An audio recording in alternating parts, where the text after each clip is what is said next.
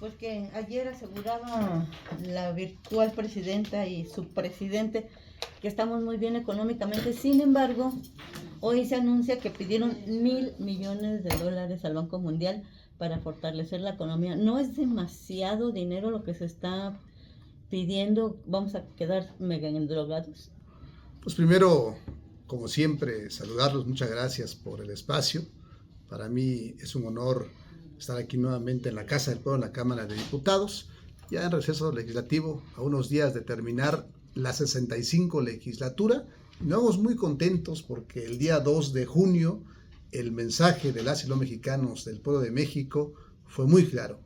Quiere que continúe la transformación y parte de eso el día de ayer en Palacio Nacional, pues el presidente Andrés Manuel recibió a la presidenta electa Claudia Sheinbaum, una reunión de trabajo para ir revisando cuál sería el proceso de la transición del gobierno federal.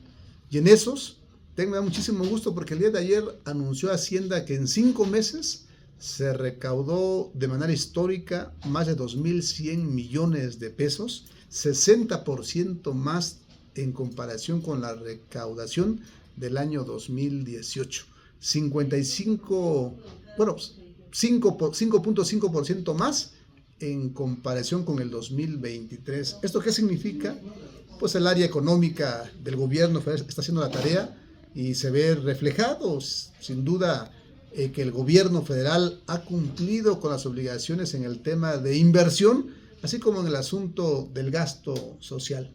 Lo que comentan, efectivamente, hoy tenemos un país estable. Es cierto, el peso ha fluctuado, pero depende mucho de los acontecimientos en el momento. Pues al final lo que importa es el dinamismo que tiene la economía que soporta el peso mexicano, y nosotros no vemos que a finales de sexenio haya una crisis financiera. Al contrario, creo que eso se va a ir estabilizando.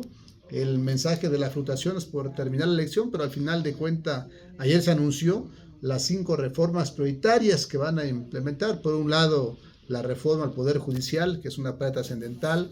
El otro es reformar la Constitución para darle un apoyo a las mujeres de 60 a 64 años de edad, becas para todos los estudiantes del nivel básico de nuestro país. También se va a reformar para que nadie se pueda reelegir, en el caso del Senado, los diputados federales, diputados locales y los presidentes municipales. En otra situación, lo que ayer se anunció de que el Banco Mundial le otorga un crédito al gobierno mexicano, pues es parte de lo que nosotros autorizamos en la Ley de Ingresos.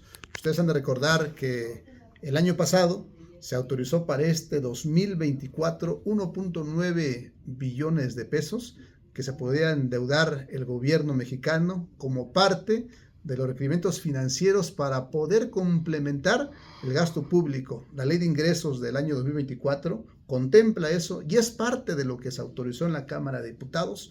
No hay un aumento adicional, sino que eso es lo que se autorizó. Ustedes han de recordar que nosotros autorizamos más de 5,000 millones de dólares. Hoy se pidió 1,000 millones, que representa aproximadamente 18,000, 19,000 millones de pesos, que no es tanto en comparación lo que viene en la Ley de Ingresos. El gobierno federal solo puede endeudarse, en el caso externo, hasta el tope que le autorizó la Cámara de Diputados, que fueron casi 5,000 millones de dólares.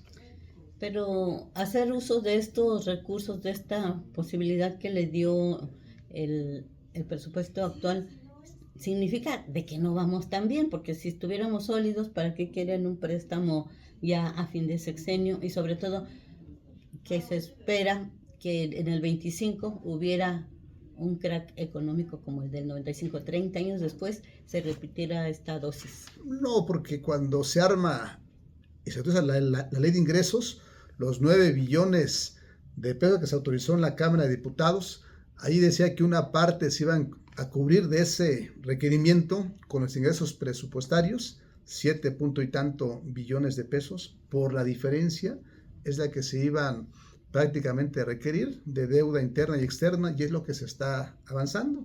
Es como usted hace un presupuesto, dice, voy a construir una casa, de eso tengo 10 pesos y requiero 12, los 2 pesos voy a pedir un financiamiento, y eso lo autorizó la Cámara de Diputados. Está dentro del margen que le autorizó la Ley de Ingresos al Ejecutivo Federal.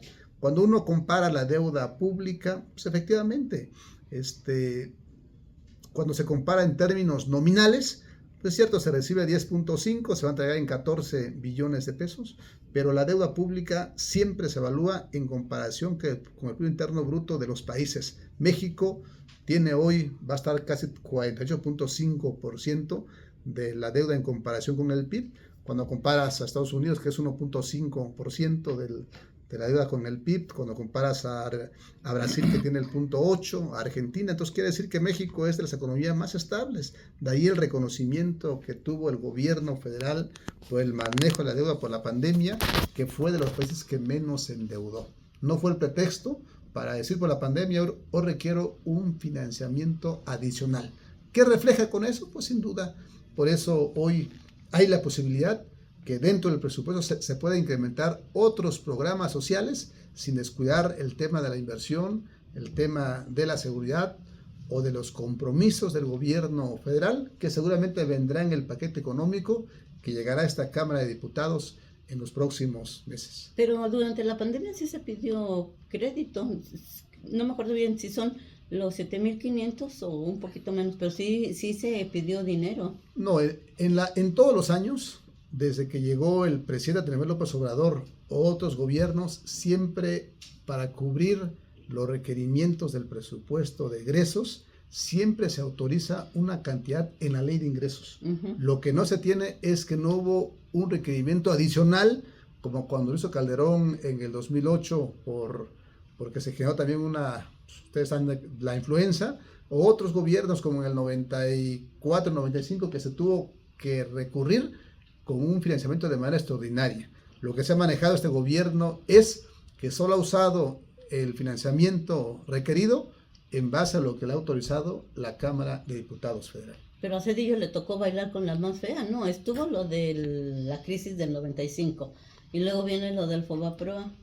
Bueno, entonces, es que parte de la crisis del 95 es lo que se generó por el tema del Fobaproa, ¿no? Fueron las consecuencias de que se convierte en deuda pública precisamente los adeudos de particulares, de las concesiones, de los bancos. Fue parte de la consecuencia, sobre todo el famoso error de diciembre, y que al final de cuentas pues terminó para lograr la estabilidad y que no fuera el pretexto para que se fueran los ahorros de los mexicanos, pues se generó más de 1 billón de deuda pública, el famoso Fobaproa, que hoy todavía debemos. Aproximadamente cada año estamos pagando por servicio de la deuda casi 62,000 millones de pesos del Fobaproa exclusivamente. Y que lo han solapado, ¿no? Porque ya desde cuando les acabaron de pagar y retepagar a los banqueros que ya ni existen.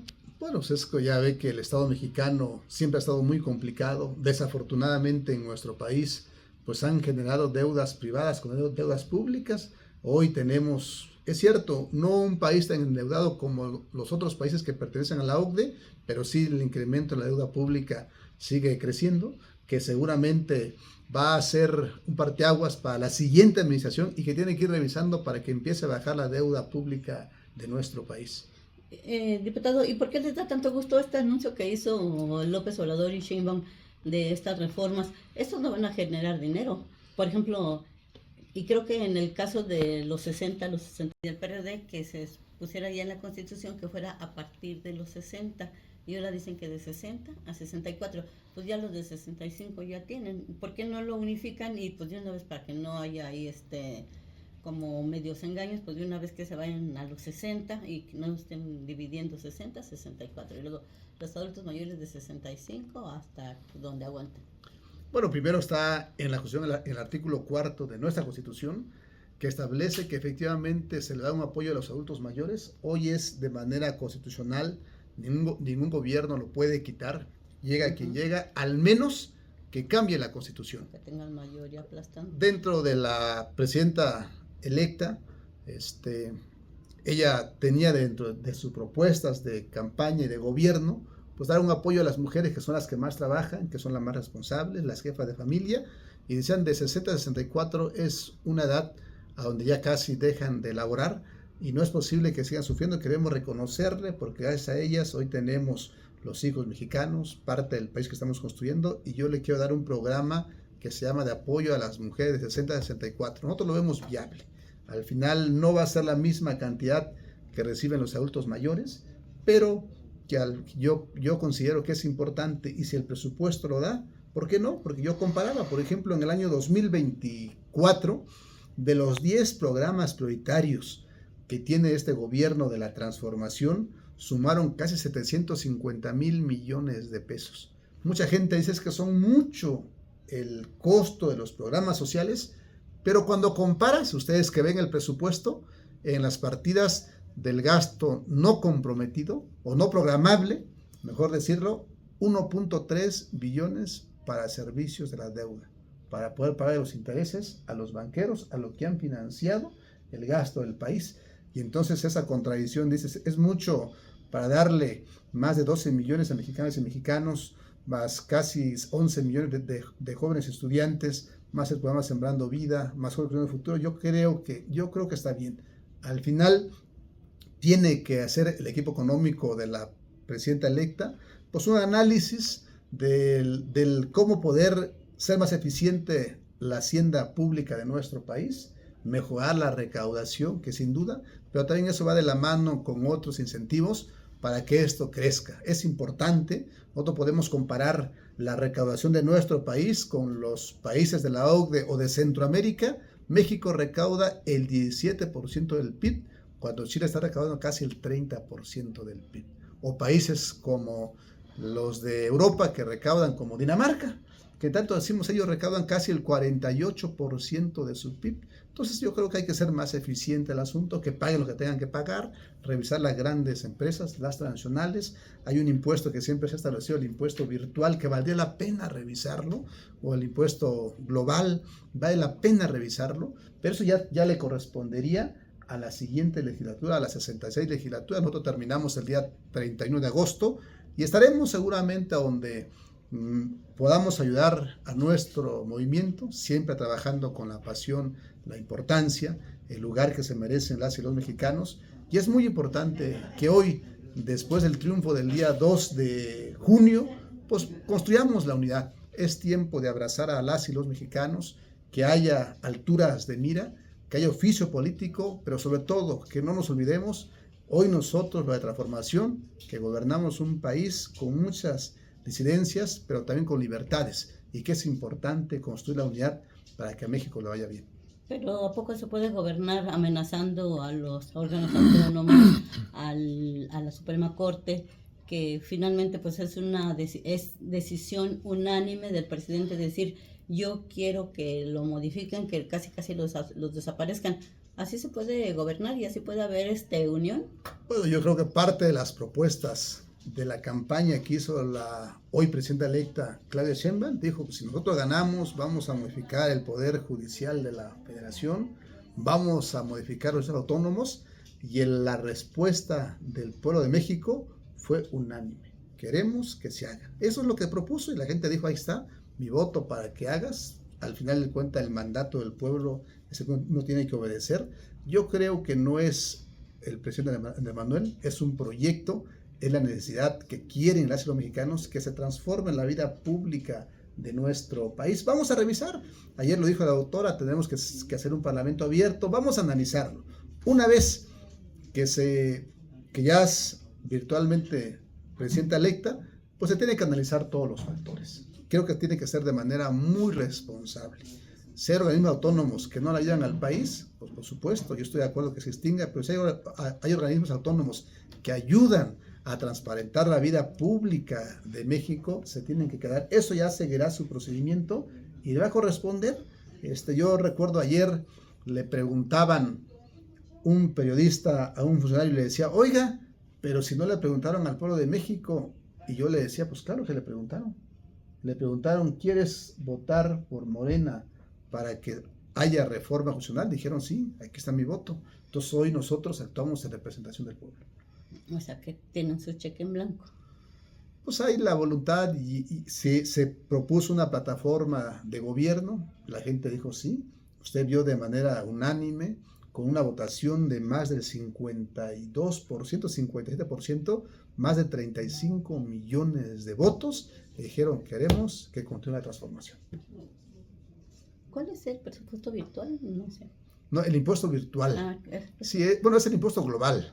Sí, Lo sí. que hoy generan las transnacionales prácticamente, porque esas, pues su negocio son los famosos fondos golondrinos, por ejemplo, que llegan para comprar deuda en el país y que cuando ven un país que empieza a haber instabilidad, venden la deuda pública y ellos vuelan lo que se llama, luego llegan a otras economías, ¿no? Ese es el famoso impuesto virtual y que también se está generando, pues, las plataformas que yo estoy acá y yo puedo vender a Estados Unidos, puedo vender a China, entonces realmente eso no se está generando los impuestos. Necesitamos establecer una ruta para que cuando se genere una transacción acá en México, también que se paguen los impuestos. Órale, pues, muchas gracias. Gracias. A ver, tú platícame, ¿cuál es tu punto de vista de la desaparición a nivel nacional del PRD? Que fue una fuerza muy, muy importante, que puso equilibrios más que el PAN durante su surgimiento y ahora pues desaparece desafortunadamente. Bueno, nosotros siempre somos respetuosos del actuar de los presidentes de los partidos, de los representantes de los partidos. Yo vengo del PRD, ahí me formé, en la izquierda, fue mi primer partido al que yo me afilié. Yo fui consejero estatal del PRD de mi estado de Oaxaca, fui parte integrante del comité estatal de mi partido y es muy lamentable de que se haya echado a perder. Nosotros se lo decíamos a los chuchos, a los que se conoce como Navarrete, como Zambrano, y le comentábamos como Ortega: oiga, es que ustedes tienen que abrir el partido a la militancia.